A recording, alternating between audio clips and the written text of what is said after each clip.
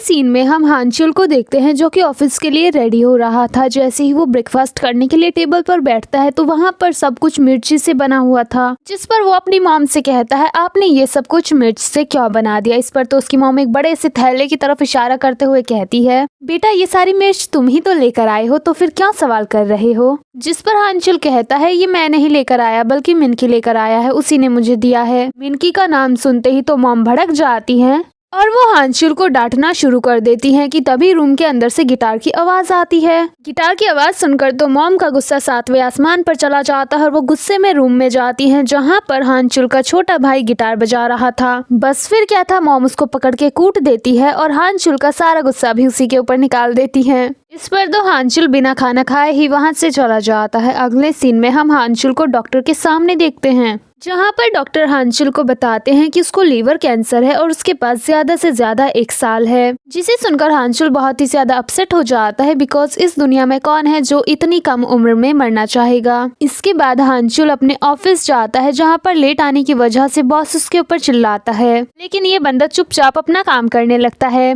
तभी इसके पास मिनकी की कॉल आती है और ये उसको मिलने के लिए बुलाता है। ये बंदा मिनकी से मिलने के लिए पहुंच जाता है जहां पर मिनकी से सारी बातें बताता है और फिर कहता है चल भाई चल, कैबे जुगाकर अमीर बन जाएंगे और बहुत सारा पैसा कमाएंगे। लेकिन हांचुल तो पहले से ही अपने सदमे में था, इसलिए वो मिनकी के ऊपर जोर से चिल्लाकर वहां से चला जाता है। जिसके बाद मिनकी की जॉन के पास जाता है और उसे अपने प्लान के बारे में बताता है, पर ये बंदा भी सामने से उसे मना कर देता है, जिस पर इन दोनों का झगड़ा हो जाता है और मिनकी गुस्से में वहां से चला जाता है। उसके जाने के बाद की जॉन अपनी बुक खोलता है, पर बुक को देखते ही इस बेचारे को नींद आने लगती है। जिसके बाद ये मिनकी के प्लान के बारे में सोचने लगता है। अब हम रात को हांचुल को देखते हैं जो कि अपने बॉस और उसके गेस्ट के लिए एक बार फिर से गिटार बजा रहा था और वो सोच रहा था कि ये सब कुछ मेरे साथ ही क्यों हो रहा है, ना तो करियर है और अब ना ही लाइफ। पर तभी गिटार से वायर निकल जाता है जिससे बहुत तेज साउंड प्रोड्यूस होती है। इस पर तो बॉस हांचुल के ऊपर बहुत ही ज्यादा चिल्लाता है और उसकी बहुत ज्यादा इंसल्ट करता है और फिर से दोबारा से उसे गिटार बजाने को कहता है। इस पर तो हांचुल को बहुत गुस्सा आता है और इस बार वो ऐसा गिटार बजाता है जैसा वो तब बजाया करता था जब वो बैंड में हुआ करता था। हांचुल बहुत ही जोर से चिल्लाता है जिसे देखकर सभी लोग हैरान हो जाते हैं। बॉस उसके ऊपर चिल्लाता है और उसे शांत रहने को कहता है, लेकिन हांचुल तो बॉस को धक्का देकर गिटार से वहाँ पर रखी हुई सारी चीजों को तोड़ना शुरू कर देता है।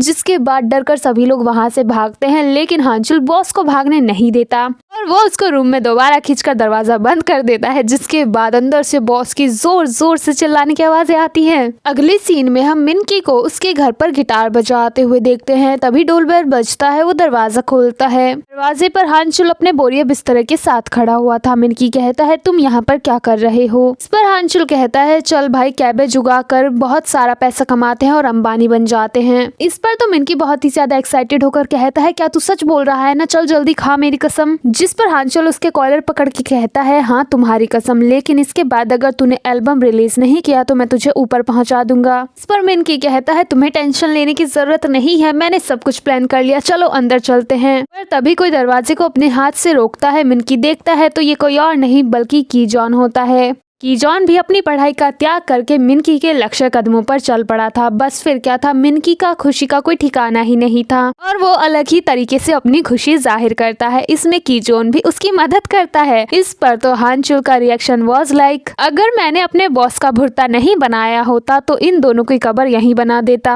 अगले दिन मिनकी अपनी एक्स गर्लफ्रेंड योना की बिल्डिंग के सामने बड़े बड़े अक्षरों में लिख देता है मेहंदी लगा के रखना, डोली सजा के रखना, लेने तुझे ओ गोरी आएंगे तेरे सजना। अगले सीन में हम 2 लड़कियों को हॉस्पिटल में कुत्ते बिल्लियों की तरह लड़ते हुए देखते हैं, जिसमें से एक पेशेंट तो दूसरी डॉक्टर होती है और ये दोनों ही हमारे हैंडसम डॉक्टर हियोक के लिए झगड़ा कर रही थी बिकॉज हियोक इन दोनों को ही एक साथ लाइन मार रहा था। हियोक भी ये सब कुछ छिपकर देख रहा होता है। वो चुपचाप वहां से खिसकने वाला होता है कि तभी एक सीनियर डॉक्टर आकर उसे बहुत ज्यादा डांटता है, लेकिन हियोक तो उसे ही चुप कराते हुए कहता है यहाँ के ओनर मेरे डैड हैं, अगर तुम अपनी सलामती चाहते हो तो अपने होठों को चिपका कर रखो। हांचुल इसी हॉस्पिटल में अपने डॉक्टर से मिलने के लिए आया था। हियोक जैसे ही उसको देखता है तो जल्दी से उसके पास मिलने के लिए पहुंच जाता है। हांचुल यहाँ पर हियोक को अपने प्लान के बारे में बताता है जो जो कि ह्योक को बहुत ही ज्यादा मजेदार लगता है और वो अपने डॉक्टर कोट को उतारकर डस्टबिन में फेंककर हानचुल के साथ ही चल देता है।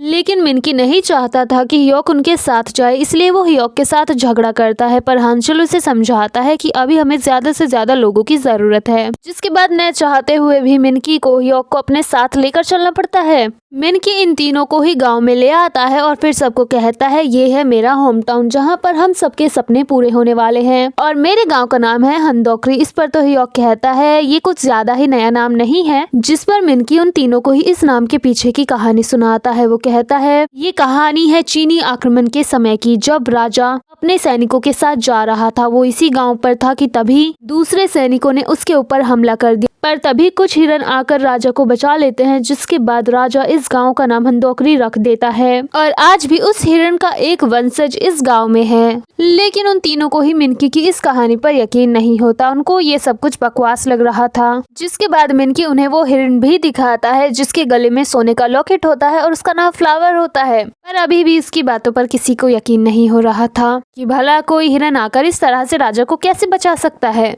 इसके बाद मिनकी ज्यादा टाइम न वेस्ट करते हुए उन तीनों को जमीन दिखाने के लिए ले जाता है। इतनी बड़ी जमीन देखकर चारों ही बहुत ज्यादा खुश हो जाते हैं और ख्याली पुलाव पकाना शुरू कर देते हैं। इसके बाद मिनकी उन तीनों को अपने दादी के घर पर लेकर आता है। वो घर वाकई में बहुत ही ज्यादा बड़ा होता है और मिनकी उस घर की तारीफें करना शुरू कर देता है कि ये घर बहुत ही ज्यादा एक्सपेंसिव है, भले ही ये पुराना है पर बहुत ही ज्यादा मजबूत है, क्योंकि इसमें जो भी चीजों का यूज हुआ है वो बहुत ही ज्यादा एक्सपेंसिव और अच्छी क्वालिटी की है। वो उन्हें लाइफ प्रूफ भी दिखाता है। वो फ्लोर पर डांस करने लगता है पर तभी वो वुडन फ्लोर टूट जाता है, जिसके बाद तो मिनकी की अच्छी बेइज्जती होती है। मिनकी उन तीनों से कहता है वो क्या है ना, ये काफी टाइम से खाली पड़ा है और किसी ने देखभाल भी नहीं की, इसलिए ऐसा हुआ है, पर इस घर की छत बहुत मजबूत है। और वो जैसे ही छत को टच करता है छत भी टूट जाती है, जिस पर तो हमारे तीनों हैंडसम लॉन्डो का रिएक्शन वाज लाइक हम किस भूत बंगले में आ गए। मिनकी हंसने लगता है और कहता है तुम तीनों को भूख लगी होगी, और वो एक बड़ा सा बर्तन दिखाते हुए कहता है इसके अंदर जरूर चावल होंगे, हम चावल को पकाएंगे और खाएंगे। पर वो जैसे ही बर्तन को खोलता है तो उसके अंदर तो मच्छर और कीड़े मकोड़े होते हैं। इसके बाद मिनकी उन तीनों को घर के अंदर लेकर जाता है। वहाँ बहुत ही ज्यादा अंधेरा था। वो जैसे ही लाइट जलाता है उसके सामने एक बड़ा सा हिरन होता है। मिनकी को लगता है कि ये उसका वहम है, इसलिए वो लाइट को बंद करके दोबारा से जलाता है,